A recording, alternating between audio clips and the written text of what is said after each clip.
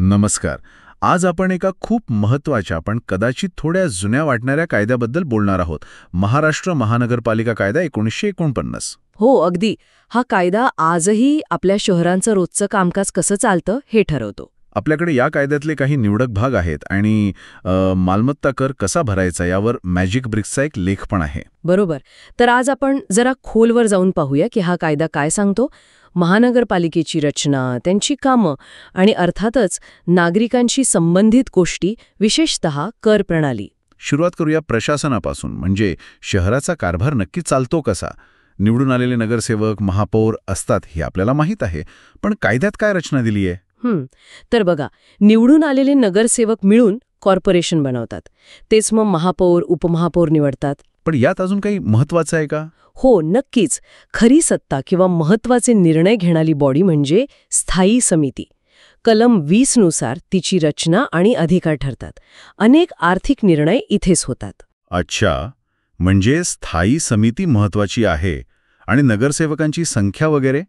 हो, ते लोकसंख्येवर अवलंबून असतं. म्हणजे समजा 6 लाखांवर लोकसंख्या असेल तर साधारण 85 ते 115 नगरसेवक असू शकतात. कलम 5 मध्ये हे दिलंय. आणि वय किमान 21 वर्ष पूर्ण हवं. आणि अपात्र कधी ठरवतात? गैरवर्तन असेल, भ्रष्टाचार असेल किंवा अगदी चुकीचं जात प्रमाणपत्र दिलं असेल तर. कलम 10 आणि 13 मध्ये याबद्दल तरतुदी आहेत. आणि विरोधी पक्ष नेता, त्याची पण तरतूद आहे? हो, कलम 19AA नुसार विरोधी पक्षनेत्याची तरतूद आहे. लोकशाहीसाठी हे आवश्यक आहे की नाही? अगदी. ही झाली रचना. पण यांच्या जबाबदाऱ्या काय? म्हणजे महानगरपालिकेला नक्की काय काय करावं लागतं? अरे बापरे, यादी खूप मोठी आहे. पाणी पुरवठा करणं, शहर स्वच्छ ठेवणं म्हणजे कलम 297 नुसार. मग सार्वजनिक आरोग्य, साथीचे रोग आटोक्यात ठेवणं, कलम 315. म्हणजे अगदी मूलभूत गोष्टी. हो, आणि इतकंच नाही तर मृतदेहांची विल्हेवाट लावणं, कलम 320. रस्त्यावर दिवे लावणं, कलम 251. अग्निशमन दलाची व्यवस्था करणं, कलम 285. म्हणजे या सगळ्या अत्यावश्यक सेवा झाल्या. अगदी. आणि कलम 61 नुसार या सेवा कोणत्याही परिस्थितीत चालू ठेवणं ही त्यांची जबाबदारी आहे. खूप व्यापक काम आहे. एवढ्या जबाबदाऱ्या म्हटल्यावर खर्चही प्रचंड असणार. मग पैसा कुठून येतो?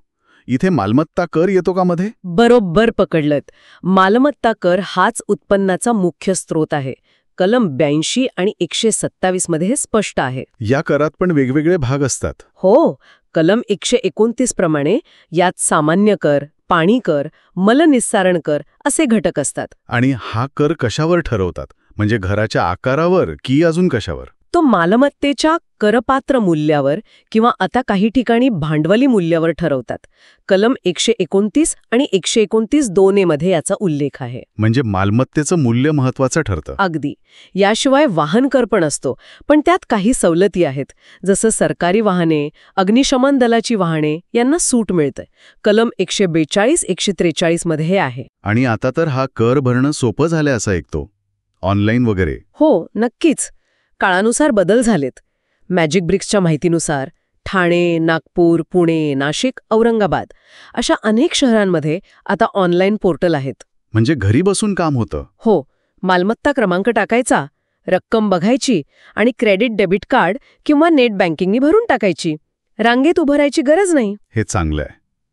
करांव्यतिरिक्त शहरात जे बांधकाम होतं त्यावर नियंत्रण असतं का पालिकेचं? हो, नक्कीच. नवीन इमारत बांधायची असेल, कलम 253, किंवा अगदी कारखाना सुरू करायचा असेल, कलम 313, तर परवानगी लागतेच. आणि धोकादायक इमारती? त्याबद्दल पण अधिकार आहेत. कलम 258 नुसार धोकादायक इमारतींवर कारवाई करू शकतात. शहराची सुरक्षितता आणि विकास दोन्ही त्यांच्या अखत्यारीत येतं. इतकं सगळं काम आहे, मग ते वेळेत व्हावं यासाठी काही नियम आहेत का? म्हणजे फायली वगैरे किती दिवसांनी निकाली काढायच्या? कायद्यात तशी अपेक्षा आहे. कलम 72 मध्ये साधारणपणे 7 दिवसात फायलींचा निपटारा व्हावा असं म्हटलं आहे. तातडीची कामं तर त्याहून लवकर. आणि समजा मला वाटलं की माझ्या प्रॉपर्टीचा टॅक्स चुकीचा लावलाय तर अपील करता येतं. कलम 406 नुसार कर मूल्यांकनाविरुद्ध अपील करण्याची सोय आहे.